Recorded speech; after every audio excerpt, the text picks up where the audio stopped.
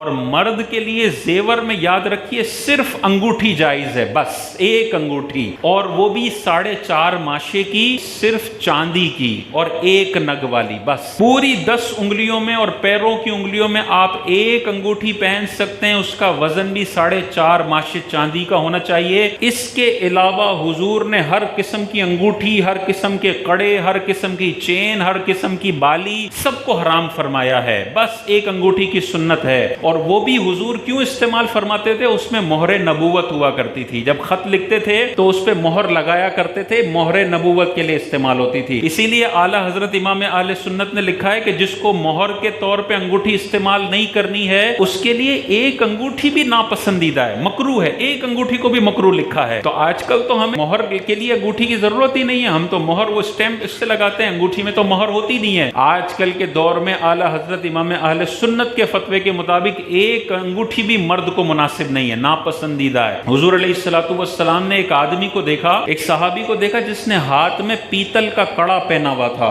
حضور علیہ الصلوۃ والسلام نے ارشاد فرمایا تجھ پر افسوس ہے، تو نے یہ کیا کیا ہے؟ تو صحابی ارشاد فرماتے ہیں یا رسول اللہ میں نے بیماری کی وجہ سے یہ کڑا پہنا ہے۔ حضور علیہ الصلوۃ والسلام نے ارشاد فرمایا اس سے تیری بیماری میں مزید اضافہ ہوگا، یہ تو نے جو کڑا بیماری کی نیت سے پہنا ہے اس سے تیری بیماری میں مزید اضافہ ہوگا، اور اگر تو اس حالت میں مر گیا تو تو کبھی بھی کامیاب ہونے والوں میں سے نہیں ہوگا۔ جس نے یہ چینیں لگائی ہوئی ہیں مرد نے، عورت کو تو الاؤ ہے زیور، جس نے چینیں لگائی ہوئی ہیں، کان میں بندیاں لگائی ہوئی ہیں، ناک میں لگائی ہوئی ہے، کڑے پہنے ہوئے ہیں، غور کر لے، ملک الموت اگر اسی حالت میں تیرے پاس آ گئے نا، تیرے نبی کی بشارت ہے تیرے لیے، اگر تو اس گھٹیا حالت میں مر گیا تو کبھی بھی کامیاب ہونے والا نہیں ہے۔ اپنا گیٹ اپ وہ بنائیں جو نبی سے میچ کر رہا ہو، صحابی سے میچ کر رہا ہو۔ نبی کا کلمہ پڑھے بندہ اور ساری زندگی اپنا ظاہری گیٹ اپ کافروں سے میچ کرتا پھرے، یہ بہت غیر مناسب ہے۔